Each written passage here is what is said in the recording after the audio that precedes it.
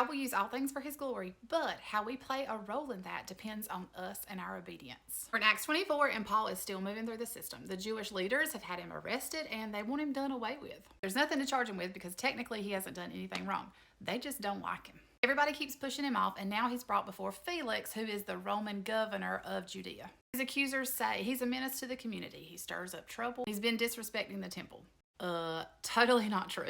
But they make up this lie because they know it warrants punishment. However, Paul throws it right back at him and stands up for himself. He says to Felix the governor, "You just saw me 12 days ago when I went up to Jerusalem to worship at the temple. You didn't see me causing any problems in synagogues or even the city. The people who are accusing me of this don't have any proof, and some of them didn't even show up for this trial today." Felix sees that Paul is innocent and that he hasn't done anything wrong. Although he has no reason to continue holding him, he doesn't want to upset the Jews by setting him free. So he doesn't arrest him, but essentially puts him on, I guess what we would say, house arrest. So Felix holds him for another 2 years, and at that point, Felix is stepping down. He doesn't free Paul, he just leaves him as is and says, "Oh, I'll let the next guy deal with it." Felix was in a position to do the right thing. He could have completely freed Paul, standing up for what was right, but because of fear and not wanting to cause conflict, he didn't get involved. 2 things here. Number 1, how often might we as Christians find ourselves in a position where we can stand up for God's truth or stand up for people who are being wrongly treated, but because we don't want to cause a scene or draw attention to ourselves, we hold back or pass the buck just like Felix did, when God very likely may have placed us in that position to stand up for his truth. And number 2, God's purposes are going to be fulfilled no matter how we respond or what we do.